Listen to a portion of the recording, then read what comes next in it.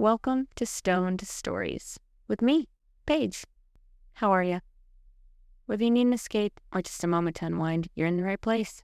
Everyone loves a story, and everyone needs a break.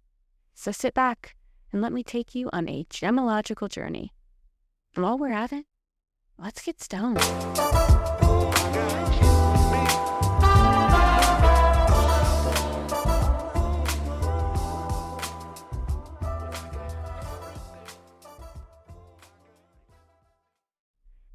This is episode 1, so I had to go in on one of the most infamous gem stories there are. The Hope Diamond. Beauty, mystery, and the weight of history. Imagine holding something so beautiful, it feels almost unreal. A deep, glowing blue mirror, pulled from the deepest pockets of Earth's mantle. Now imagine that same object has been blamed for ruin, madness, and deaths for centuries. This is the story of the Hope Diamond, a story that stretches across continents, empires, revolutions, and legends. A story where the science and superstition sit side by side. And by the end, you might find yourself asking, is this just a diamond or something more? Okay, let's start from the beginning. Before it became famous, before it was feared, the Hope Diamond was just carbon. But not just carbon. About 1 billion years ago, long before humans existed, deep beneath the Earth's surface, intense heat and pressure transformed carbon atoms into something extraordinary. A diamond began to form roughly 150 to 200 kilometers underground in Earth's mantle. That's almost 124 miles below the surface of the ground. And here's where things get interesting. Most diamonds are colorless. The Hope Diamond is not. Its deep blue color comes from trace amounts of boron.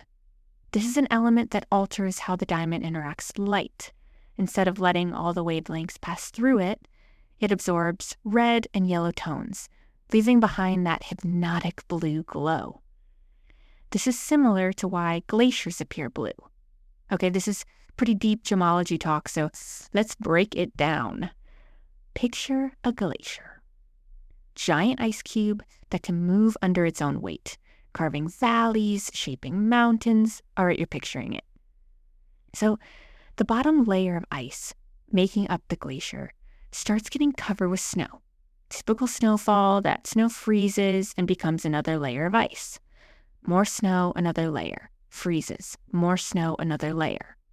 Now, as all of those layers of ice begin stacking up, they create more and more pressure on the bottom layers.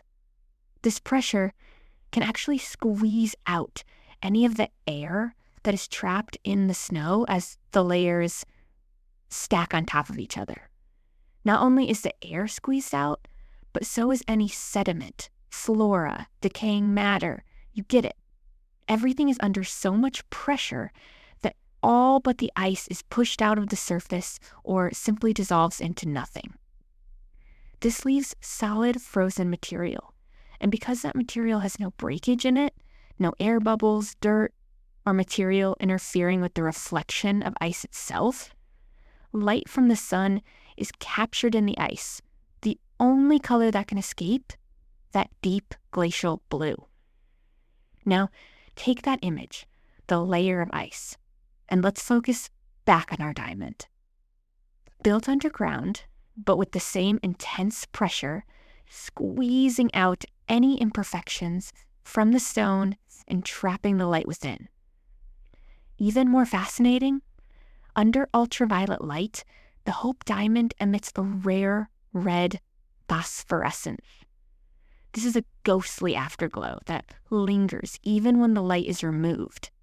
This is also because of our friend boron.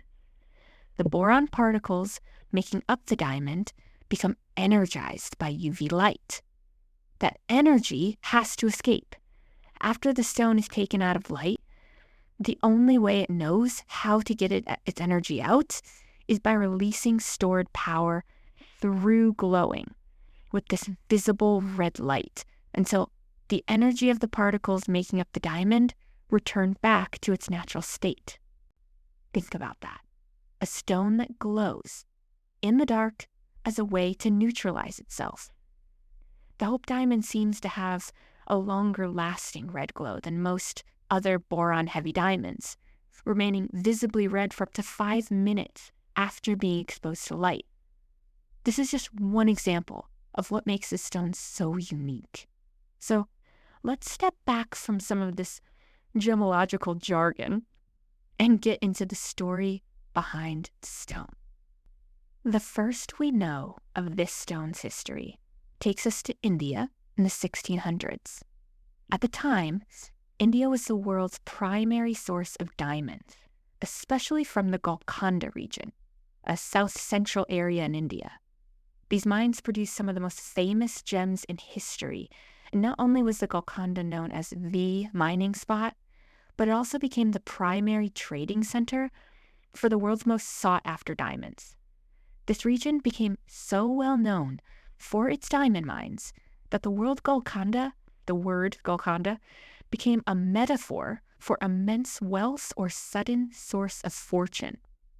And even after the mines began producing less and less material, Golconda remains a gemological icon in terms of mining and trading location. Our Hope Diamond was pulled from these mines, and with it came a legend.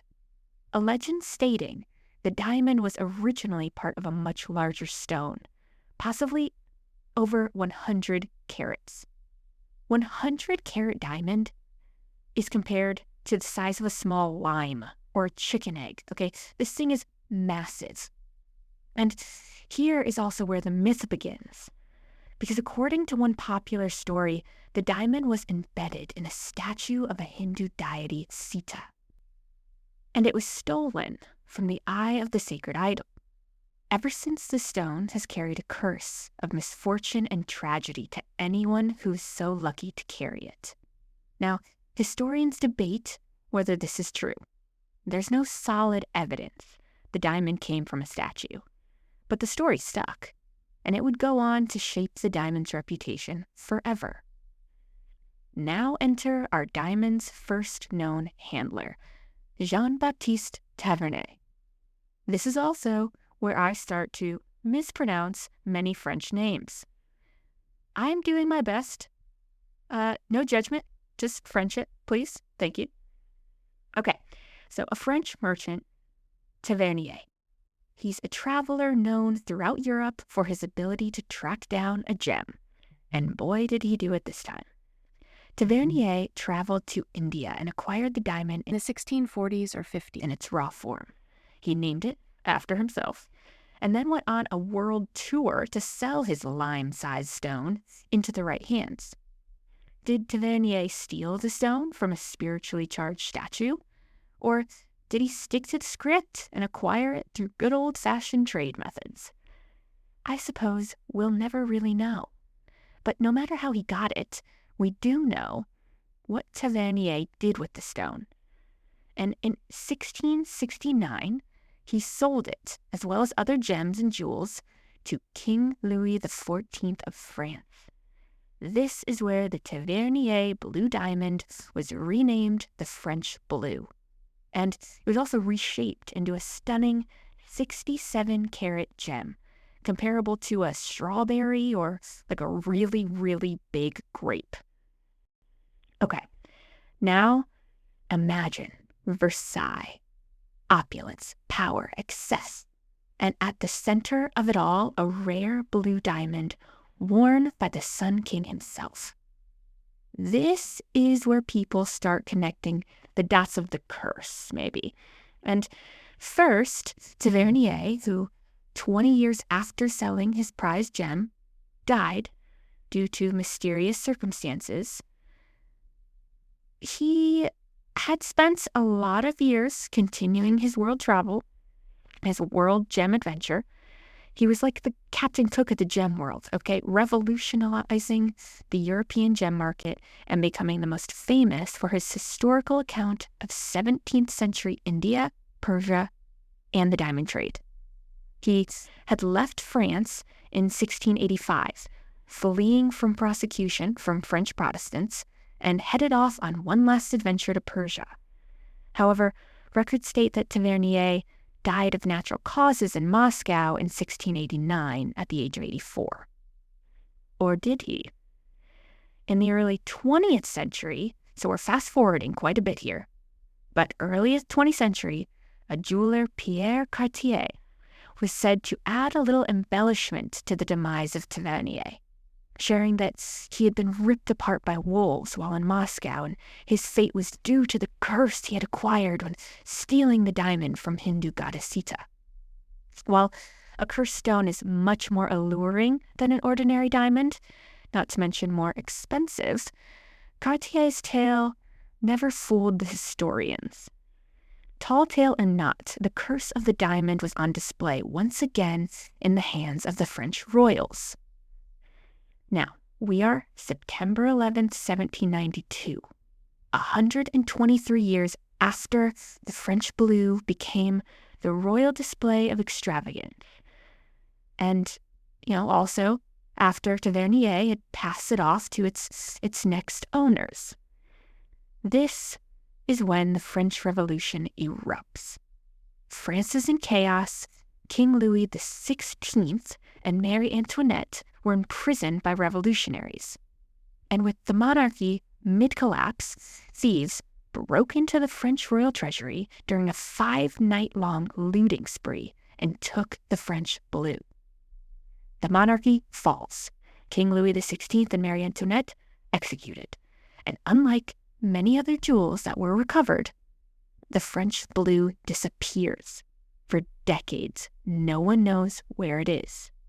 Now, from a gemological perspective, something fascinating likely happened. The diamond was probably recut. Why? Because a famous gem is easy to recognize and easier to trace. This gem was well known even outside the gem world. By cutting it into a slightly smaller, different shape, whoever had it could conceal its identity. This is a key moment where science and history intersect. The Hope diamond, at 45.52 carats, is believed to be cut from that original French blue. So what we see today is not exactly what the French royals saw. It's a survivor, a transformation. We love a growth moment. A stone this beautiful could not go unnoticed for long, though. Then it resurfaced around 1812 in London, most likely smuggled there years after it was taken from the French royal treasury. A London diamond merchant, Daniel Ellison, let's go with Ellison, became known as the man who possessed such an incredible stone. Now closer to 45 carats, this gem was your standard grape-sized jewel, by still far outperforming other diamonds on the market in its clarity, color, and opulence. Word spread of this gorgeous stone, and it was quickly bought by a wealthy London banker, Henry Philip Hope. Henry was a gem collector in his day and renamed his new piece after himself, a theme in the gem world, I have noticed. And once the crown jewel of France, now was named the Hope diamond. It stayed in the Hope family for over a century, until 1901, when unfortunate debt forced its sale. The diamond was said to change hands several times after that, until falling into the ownership of our favorite storyteller, Pierre Cartier. This is when Pierre came up with his Tavernier cursed dogfight story. You see, Pierre was trying to upsell the diamond to a couple named MacLean. This couple, at first, did not find any interest in Pierre's tale of evil and deities. They passed on the sale. But news spread. You see, diamonds like this didn't hit the market that often. And the New York Times released a report of a failed diamond sale due to its cursed history. Perhaps this story was meant to sell stories of cultures across seas. Perhaps it was meant to entertain or even increase the value of the stone. No one knows why the story was printed. All we know is what the newspaper article created: a frenzy. You see, everyone likes a story, and with a well-known curse attached, this diamond got a lot more interesting. The McLean family changed their minds, bought the diamond, and hoped that the story of the curse would increase their investment. They were very right about that, as the Hope Diamond quickly became world famous for its mystical connections, and the frenzy unleashed more unfortunate connections to the stone than ever known before. Apparently, under the French royal ownership, anyone who came in contact with the stone met unfortunate circumstances. Now, we're going back in time to the French Revolution, and this is when all of the stories come to surface. A Nicolas Fouquet, the guardian of the French jewels, was disgraced by his king and imprisoned soon after getting permission to borrow the diamond for a festive occasion. Madame de Montespan, the chief mistress of King Louis XIV, was reported to wear the diamond several times before being associated with witchcraft and forced to retire from her favored position. Louis XIV died of gangrene, a painful ending to his life. Maria Theresa of Savoy-Carignan, good friends to Marie Antoinette, borrowed the diamond once or twice before she met her fatal ending as one of the first victims in the September massacre of the French Revolution. And we all know what happened to Louis XVI and his wife, Marie Antoinette. A guillotine ending aligns with a curse, if you ask me. After all of these encounters, it was now the 20th century, and the diamond was still changing hands after each new unfortunate event unfolded. And the global gem world loved the story, no matter how much blood was shed. Evelyn Walsh McLean, the owner of the diamond, died in 1947, and her massive jewelry collection was purchased by Harry Winston, a renowned American jeweler. At this point, the world knows this diamond. History has come out. No one really knows if it's myth, if it's fact, what is true, and what will befall of the next owner of this stone. At the time, Winston was also dubbing the nickname King of the Diamonds. And he does something very unexpected. He at the time was selling diamonds to all of the stars in Hollywood, in the United States, in Europe, and so everyone expected this big show. Although he did wear the diamond himself and showcase it for several years, he used it as a tool to raise money for charity, not a tool for opulence or bragging rights. And then he does something even more unexpected. Instead of keeping it locked away or selling it privately, he donates it to the Smithsonian Institution in Washington, D.C. in 1958. But this is the strangest detail in the entire story. When Harry Winston decides to donate this diamond, he doesn't make a big show. He, doesn't cut the red tape. He's not rolling out the cameras. He takes the diamond, he puts it in a box, and he mailed it in a plain brown package through the U.S. Postal Service. No armored guards, no dramatic escort, just plain old registered mail. And unlike every other Amazon package that I order these days, the diamond arrived safely. Since then, millions of people have visited the Hope Diamond, seeing it not as a cursed object, but as a scientific marvel. It has remained on permanent display and is considered the most visited gem in the world. Imagine that. The most visited gem in the world was shipped cross-country in an unmarked box. I love that aspect of this story. And let's pause for a second and let's talk about the marvel of this diamond again, the stone itself. You see, the Hope Diamond is classified as a Type 2B diamond, an extremely rare type of diamond known for its natural blue color and chemical purity. Type 2B diamonds represent less than 0.1% of all diamonds in the world. And unlike other types of diamonds out there, the presence of boron in its chemical makeup also allow the stone the unique ability of conducting electricity. This blows my mind too. Boron, what gives the stone its blue color, also allows it to conduct electricity. This is a key way gemologists differentiate a type 2B diamond from, say, a type 2A diamond, as most other diamonds cannot conduct an electrical charge. So, in gemology, it's not just a beautiful stone. It's a benchmark, a reference point, a one-of-a-kind natural phenomenon formed from a high-pressure zone where ancient ocean waters and minerals were subducted into Earth's mantle and created the perfect atmosphere to grow one of the most valuable gemstones in the world. With tangible scientific knowledge of that caliber, why does the legend of the curse persist? Why do we equate this stone with tales of misfortune and evil rather than natural wonder for Earth's toughest minerals? Because humans are wired for stories. We see patterns even when they're not there. We connect events across time.